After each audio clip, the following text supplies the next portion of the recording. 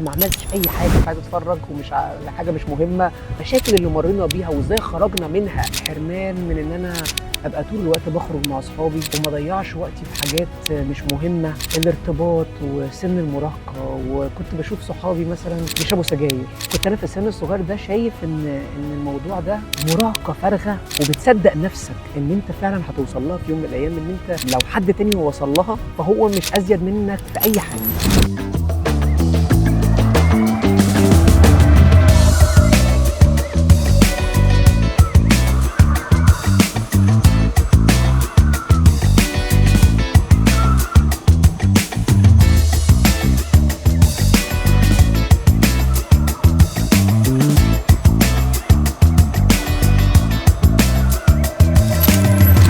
حبيت نقول بسم الله الرحمن الرحيم ونبدأ فيديو يا رب يكون مناسب لناس كتيرة جدا، أو ناس كتيرة جدا ممكن تستفاد من وراه. حبيت أرجع كده لورا وقابل أدهم وهو عنده 11 سنة، واتكلم معاه واشوف ايه اللي قدر يوصل له لحد دلوقتي. هل فعلا اللي هو كان بيحاول يعمله هو في السن 11 سنة فعلا استفاد بيه هو دلوقتي 29 سنة، ولا ضيع من وقته وضيع من مجهوده وطاقته على الفاضي؟ الفيديو ده ممكن يكون يفيد ناس كتيرة جدا، وممكن يدي امل لناس كتيرة جدا، وممكن محدش يستفاد منه وينقل الفيديو ويقول انا مش عايز اتفرج ومش حاجة مش مهمة، ويا عم فكك مننا وربنا يسهل لك ومش عايز اضيع من وقتي. ده برضو حاجة ترجع لك. الفيديو انا عامله للي هيكون اللي هيقدر يستفاد من ورا تفاصيل الفيديو ديت. اما قابلت ادهم وهو 11 سنة سألته وقلت له احكي لي يا ادهم كل اللي انت اتحرمت منه وكل اللي انت ضحيت بيه علشان تحقق حاجة كان نفسك فيها كانت جواك، فعلا حققتها ولا كان مجرد الحرمان اللي انت عملته ده كان على الفاضي؟ والحرمان اللي انا قصدي عليه هو الحرمان من ان انا ابقى طول الوقت بخرج مع اصحابي وما ضيعش وقتي في حاجات مش مهمة، او كنت بفكر في ان انا الارتباط وسن المراهقة، وكنت بشوف صحابي مثلا بيشربوا سجاير، وده بقى حاجة ستايل شيك وحاجة رجولة كده، انت تمسك السيجارة بقى وتطلع الدخان من بقك وكده. كنت انا في السن الصغير ده شايف ان الموضوع ده مراهقة فارغة، ولا اكني كنت انا عندي مثلا 65 سنه، بس كنت شايف ان حاجه مضيعه للوقت ومش هستفاد منها حاجه، وبدمر صحتي على الفاضي، وبضيع من فلوسي اللي انا كنت شايف ساعتها ان ابويا وامي شغالين جامد قوي علشان يوفروا ان احنا نعيش عيشه كويسه وندخل مدارس محترمه ونتعلم تعليم محترم.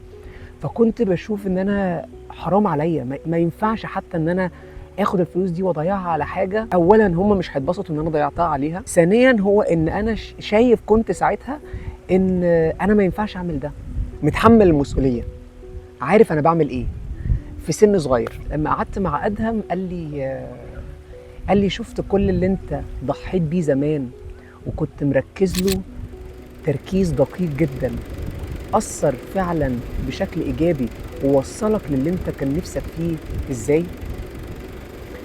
لو رجعت زمان من وانا عندي 11 سنة كنت بحلم باللي انا فيه دلوقتي، واللي انا بحاول او حبيت ان انا اعرضه او اتكلم فيه في الفيديو ده هو كل حاجة انت بتتمناها وبتصدق نفسك ان انت فعلا هتوصل لها في يوم من الايام، ان انت لو حد تاني وصل لها فهو مش ازيد منك في اي حاجة. كلها اسباب بتتحط، احنا بنعلق فشلنا على حاجات، سواء مثلا لو جينا نتكلم على جزء السفر مثلا، في حاجة اقول لك انا مش هينفع اسافر، ان انا الشخص اللي انا كنت بتفرج عليه وبحب جدا سفره ورحلاته الاكسبيرينس بتاعته كل الكلام ده، شخص عنده باسبور قوي جدا بيسهل له الاجراءات ان يعمل ده، شخص عايش في بلد العمله بتاعتها عاليه جدا علشان كده قادر ان هو يروح هنا ويعمل هنا ويسوي هنا.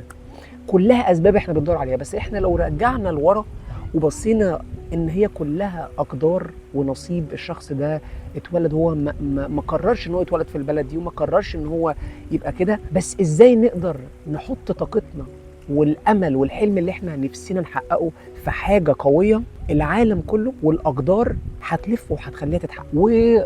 والله انا ما متكلم الفيديو ده لاي سبب من الاسباب ولا دعايه لاي حاجه، يعني انا قلت افضفض مع حد ممكن الكلام ده يفيده وممكن يستفاد، وفي يوم من الايام يدعي لي ان انا اديت له طاقه معينه او شرحت حاجه معينه هو كان فاكرها مستحيله، في ان لا، مفيش حاجه مستحيله. هو في حاجه اسمها نصيب، وانت بتبذل مجهود في حاجه انت نفسك فيها، المجهود هيفضل محتفظ لك، يعني ربنا هيحفظ المجهود ده. ممكن ما يبقاش ليك نصيب في الحاجه اللي انت نفسك فيها قوي، بس ربنا ياخد المجهود اللي انت عملته في الحاجه ده ويحطه في حاجه تانية ويعليك ويوصلك للليفل الحاجه التانية دي بالمجهود اللي انت كنت بتحاول توصل لحاجه تانية خالص فيها، فالمجهود متشال. واللي بيعمل حاجه حلوه والله العظيم 3، والله اعدالك، تعاملك مع حد، مساعدتك لحد، حبك لفرحان حد بنجاح حد، كل الاحاسيس والمشاعر والطاقات الايجابيه اللي انت بتملي نفسك بيها بترجع لك تاني بشكل او باخر. فما فيش داعي ان انت تحقد على حد ولا تبص على حد بشكل ان انت ازاي وصلت الحاجه دي، ان مش هو اللي وصل ومش انت اللي وصلت. ولو قعدنا كده نبص كده على حياتنا واللي حصل لنا فيها والمشاكل اللي مرينا بيها وازاي خرجنا منها، هتلاقي نفسك انت ما عملتش اي حاجه، هي اقدار وربنا هو اللي كان مرتب 1 2 3 عشان يحصل، علشان تتعلم من وراه حاجه، علشان تكمل ويقويك في مواجهه الحياه قدام. فمش احنا اللي عملنا ومش احنا اللي بنعمل ومش احنا اللي نجحنا علشان بس الغرور اللي مالي الناس ان انا اللي عملت وانا اللي رحت وانا اللي سويت وانا اللي خليت. حبيبي انت مش انت اللي عملت. فيديو يعني انا مش عايز بس اطول عليكم، حبيته يبقى سريع كده وحاجه بسيطه دردشه. حابب ان انا اعمل فيديوهات اكتر عن ده، يمكن حد ممكن يقدر يستفاد منها، للناس اللي بتدور على الاستفاده او تطور من نفسها بشكل او باخر. كان معاكم ادم عبد الرحمن، يا رب يكون فيديو عجبكم. اشوفكم في فيديو جديد.